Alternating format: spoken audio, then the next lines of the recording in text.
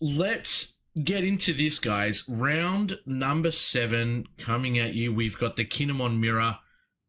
This could actually be the one that goes to time here. This could be the one that actually takes its time, gets to the very end, and we finally get a full-blown control versus control.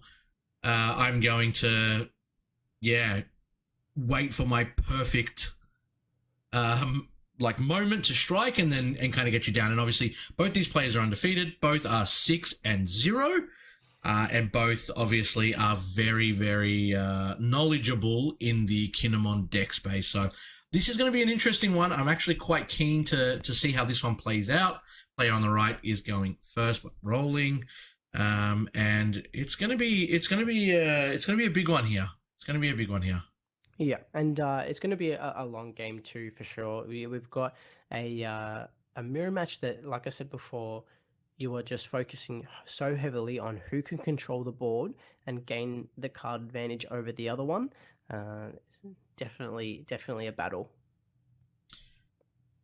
Starting off here, let's have a look. It looks like, wow. Got a mulligan from the first Kinemon. Opting to kind of keep that. Yeah, player on the left did win the dice roll, I believe. So no, player on the right won the dice roll. Okay, so we'll see if he wants to go first or second. And it looks like he's opting to go second. Yeah. And there we go. Momo comes straight down from the player. Getting the additional draw and the ability to play an Okiku on turn 1. Which they were able to find up the mulligan. I was going to say, were they able to find it? That is great. Great start there. I mean, that's literally your turn 1 play. You know, there is obviously a lot of decks that have that. I need this at the very beginning, and then I can kind of continue to grow. And we're going to look here, and there's the the Yamato for 3. Obviously reduces its cost because of the Kinemon leader. And being able to tap down the Okiku straight away and then lead a swing for 5 into it. Yeah, and I believe on that round 5 that we had issues with the cameras. We had the exact same play for both players. We had the Momo, the Okiku into the Yamato, and instead of the Toki discard, we had a Raizo. So very similar opening to the other Kinemon Mirror that we didn't get to see. But from here, we'll probably start to see player on the right start to try and push to gain advantage against this field. And that's the thing. Like I said, both players know what they want to do and what they want to see when they're going first or second. Like obviously, player on the left probably wanted to see the Yamato, knowing that they were going to find the Okiku, and then obviously being able to use one to play that Momo as well. And here they want to clear the field. This is a 8K 3? Yeah, he's put 3 underneath. Yeah, and he's getting rid of the Yamato. I mean, the Yamato puts in so much work. We've seen it in the previous videos. Sits there with 6K power. Just a menace. Like, even though it's done its job when it's getting played, like it has no lingering effects, it's still so strong. Always forcing your opponent to combo 2K to get out of the swing if it's at your leader. Yep. If you're able to get that Okiku to stick around, then it's going to be very powerful to, we could see an X-Drake come down. Yep. A pretty common play to swing that 5K into another 5K just to get that counter out. Yep. And then just following it up with something that can remove it very easily. Mm-hmm. Very powerful. Establishing a 6K onto the field. You've still got your Momo to be able to search. And from here, player on the right is able to use their leader effect once again to reduce the cost of the first 3 cost Land of Wano. Okiku? No, wow. No, so we see the Neko to rest the Momo and a leader swing into there to prevent you from being able to continue to draw and cycle through the cards that you need. We can still use leader effect here since I believe he activated the main beforehand. So even if he still wants to play a 3 cost or more, it will still be reduced. Yeah.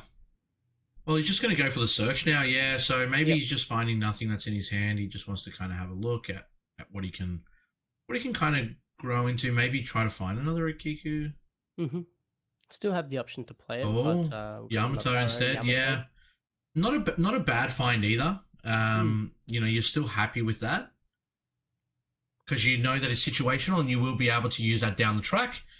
So kind of setting up for those later turns. And he's got one already in his hand anyway, so Yep. Very powerful. even better. As long as he's declared that before the two characters were on the field, then yes, he can play that. Hmm. It is an activate main that triggers Yeah, that's right. when you have one or less characters.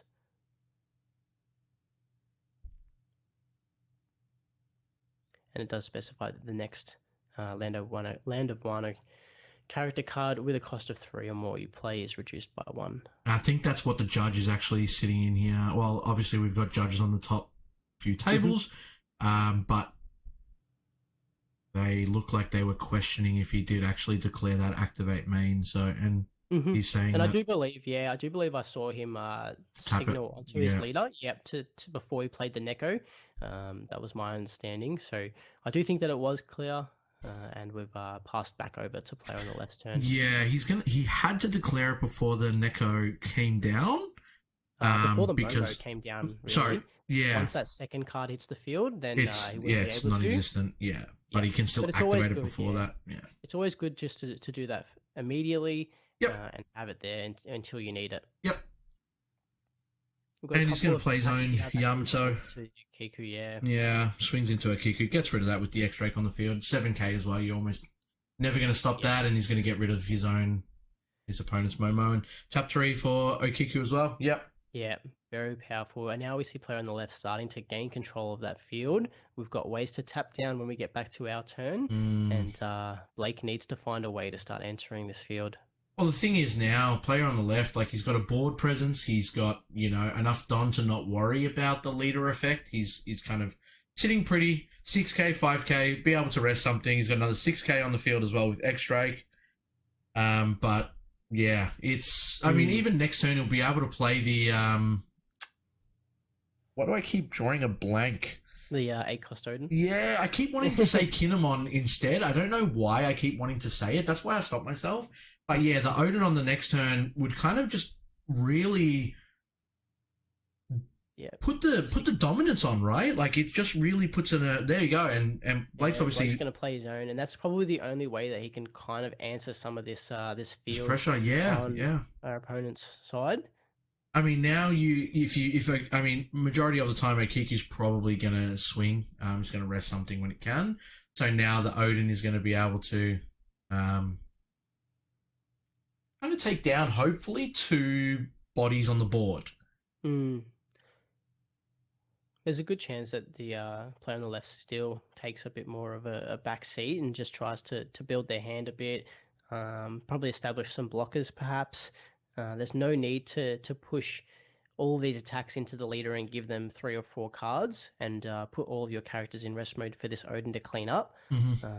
You're in a good position now. It's just about maintaining this control that you have. We don't necessarily have any cards that can easily rest this Odin. Not many lists are running things like Straw Sword, so it's going to be difficult to keep around, but just an easy 5k and a cup of coffee.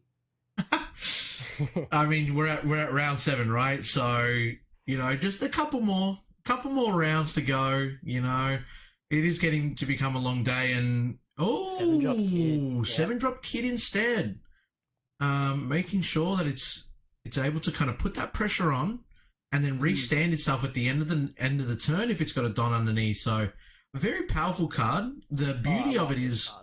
The beauty is that it's not like leader locked, right? Or it's not like kind of like archetype locked. Archetype locked. Yeah, it's just good in every green deck. We're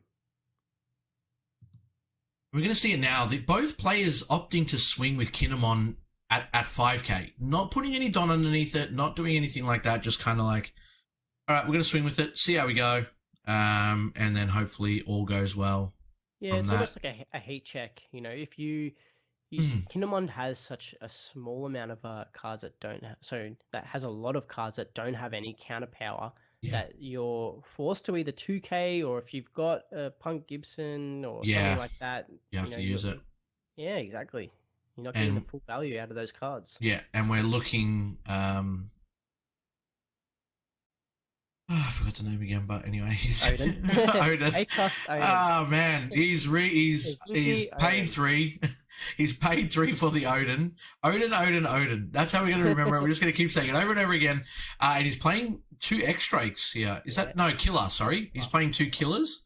Come on, mate. Man, and he's obviously putting those Don underneath, so then that way, when it does block, if there are 3 or more characters, he will be able to draw a card. So he's now preventing 2 damage being done.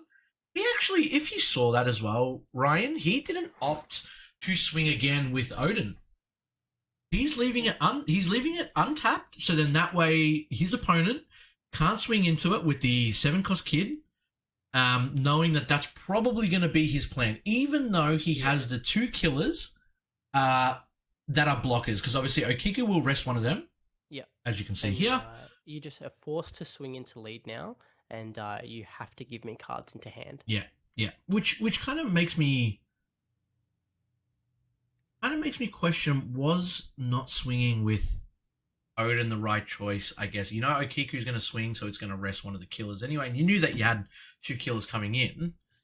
But yeah, I think that it's absolutely the right choice. If you put that Odin in rest mode, we're getting an AK Okiku swing into the Odin, an AK Kid swing into the Odin, AK X-Drake. Yeah, it's probably dead. Turn it's probably dead. Focused on just destroying your hand, or you're gonna lose the 8-drop Odin, and that's probably Blake's only way out of winning this match at the moment, is just to continuously put pressure on his opponent's hand with the Odin. Yeah. And, try and defend to keep it alive, and eventually that 7-cost kid's going to go down, and from there you can just continue to put pressure on. So I expect we continue to see a lot of blockers come out to kind of protect this Odin. Yeah. Something to remove this Okiku. And opponent counting is done. Yeah, he might even go his own 8-cost. Well, he does need to put 1 under Kid if he wants to restand it at the end of the turn, which he hasn't done as of yet. Yeah, we could see a 6k swing, and then an 8k swing Kid, and then the Odin. He's a 2k counter. And now I guess there's the 8k.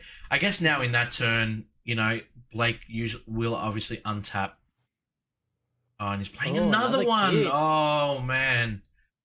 Scary. You're staring down and paid 1 extra Don for that.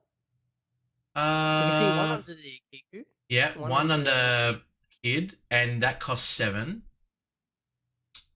I can't see any Don that isn't. Perhaps he put 2 under the Akiku. He just miscalculated. Yeah, he might have just miscalculated it, which is on him. But now here's the thing: like, you've got Odin that's going to be able to untap, right? You're going to be able to swing twice with it. You're probably just gonna either allow it to kind of take out the X-Drake and the Yamato, maybe. I mean, it's going to go into Okiku, unless he just uses. Continue to swing lead. You know, you just continue to allow these this hand size to dwindle down. You're forced to block and either lose your kid, or you know, if you can't kill me the following turn, then I've got another 8k that can swing twice. This is going to be an 11k swing, or maybe not. Yeah, not just yet. Yeah, hasn't committed. Figuring out what he's gonna. Oh, he's just realized. Yeah, there's a realization that it's a 7-cost kid, and he's paid the additional 1. So that's fine. Fixing it up before any other. Yeah, interaction obviously does happen. Yeah, and now Blake's kind of looking at that like, okay, well that changes some things, right? Yeah, that represents a Paradise Waterfall, which could be an additional block on a 7-cost kid. And what do you do now? It's kind of. Yeah. Yeah, this 7-drop kid puts so much work into the green mirror. Just applying the pressure of an 8k swing with the additional block of 7k is so difficult to remove. A lot of the effects that rest cards, you know, Akiku resting 5 or less, Yamato resting 6 or less, they just can't interact very well with a 7-drop kid. And on the opposite, on the offense, it is a great attacker into the 8-drop kid and the Which card is it? Emmett? Odin. Yeah, the hate drop Odin's right. So he's actually going to let the Okiku die here. He's not going to opt to block with the kid and then combo out of it. He just feels like the Okiku's probably done its job. There's nothing on the board that he needs to worry about resting. And then I would assume if you're the player on the left, you're probably thinking about going for game next turn. You've got 2 6Ks. You've got both 7Ks. You've got your leader still sitting there as well. Odin has been untapped now, obviously, to kind of keep it inactive.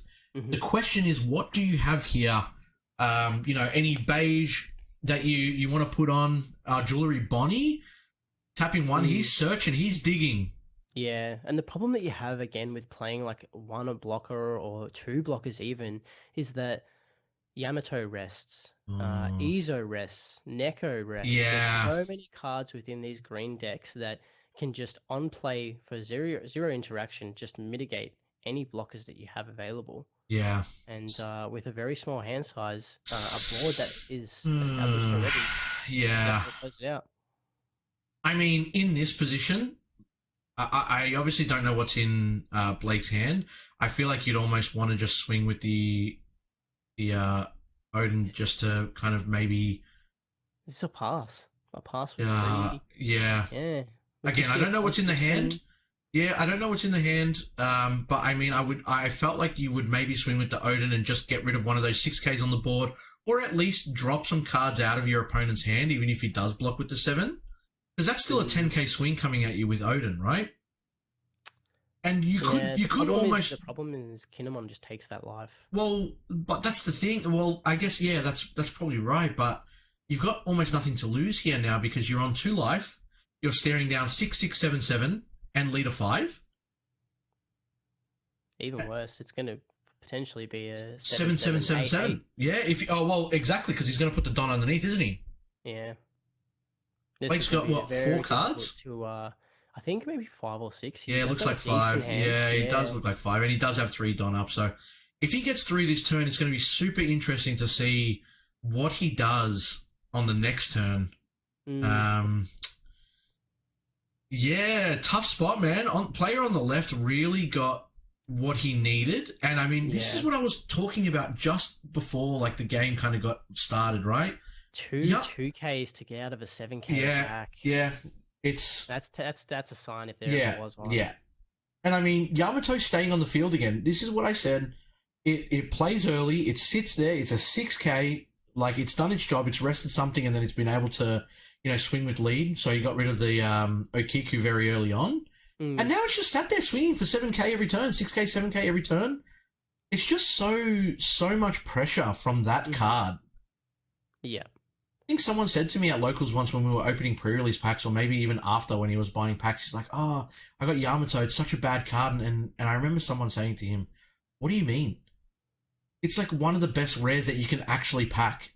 It does so much, searchable, and it just sits there like swinging for days because your opponent can't really do much about it. Like, yeah, especially in this deck, being able to play it for 3 to get a 6K that rests something on play.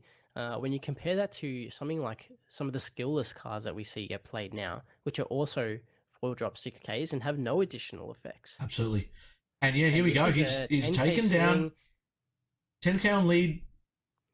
And no! That's the problem with Kinemon. It just has so many cards that have no counter. 2 Yamato, the Odin, the beige, and then Okiku. 5 cards in hand, and I think the only one with the power is Odin, or does Odin not even have power? No, 5. None of those cards have 5 with no power, and that is it. Like, the player on the left just... Yeah, wow.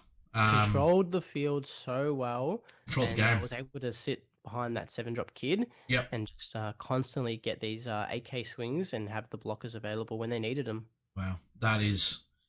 And yeah, putting down 2 kids, like obviously turn after turn, and not feeling pressured where you had to worry about, what that was going to do for you. Like, were you going to be a turn behind because you tap 7? No.